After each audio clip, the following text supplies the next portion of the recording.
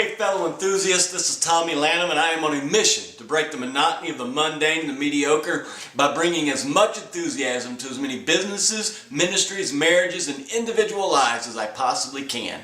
Welcome to Duct Tape Devotions. Here we go.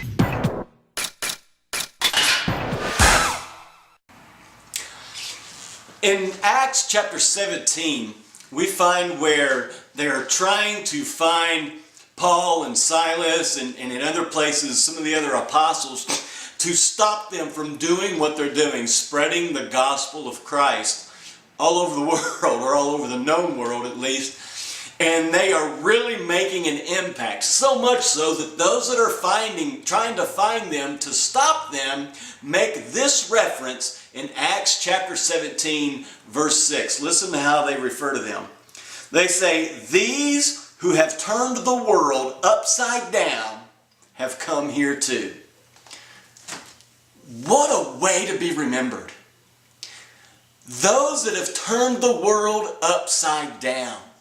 That's how Jesus' early followers were known, as a group of people who were turning the world upside down. You know, just recently, Billy Graham passed away.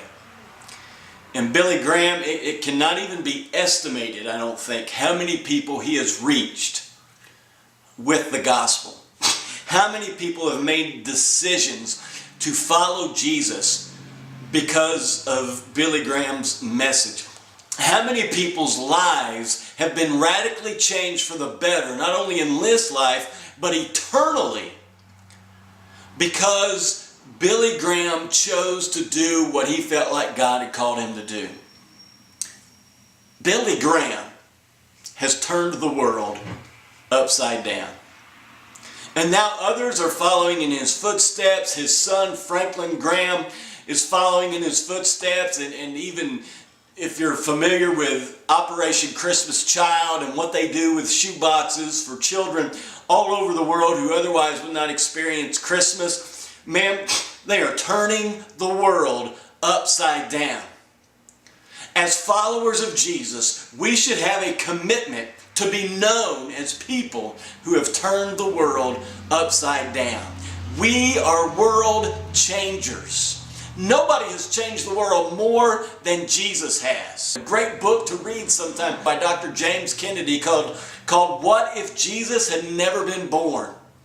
And it just looks at different aspects of how the world would be different if it had not been for the influence of Jesus followers. Our whole higher education system in this country originated by preachers who wanted to prepare young men for the ministry. Our whole healthcare system, it may have faults, and it does, it has faults, but man, I'd much rather have it than not have it. Okay? Last year I had surgery to get my gallbladder taken out. It's considered a pretty simple surgery, although it's never simple when it's on you, right? But you realize without our present healthcare system, I would have died because of my gallbladder. It had quit working, it had shriveled up and just died inside of me. All because of our healthcare system.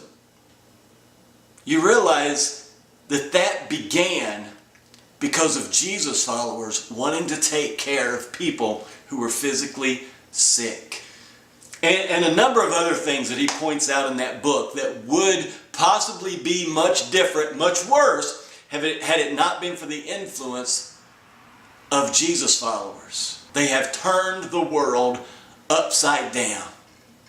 Many of you know that my definition of enthusiasm is a God-inspired fire ignited deep within your soul that drives you to never settle, to live with passion, and turn the world upside down.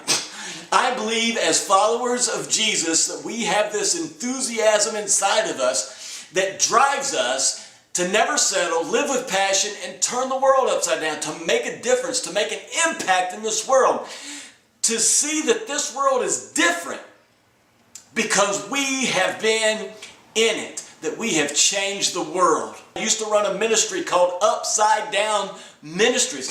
I got the name for that ministry straight out of this verse. I did that to meet people's physical, emotional, mental, and spiritual needs, and by doing that, turn the world upside down, to make the world a better place, to change the world in a positive way. Why? Because I want to follow in the footsteps of the apostles who were known as those who turned the world upside down, because they were following in the footsteps of Jesus, who did more to turn the world upside down than anybody that has ever existed. As a follower of Jesus, what are you doing to turn the world upside down? Because I believe that when we do that, we are feeding our enthusiasm.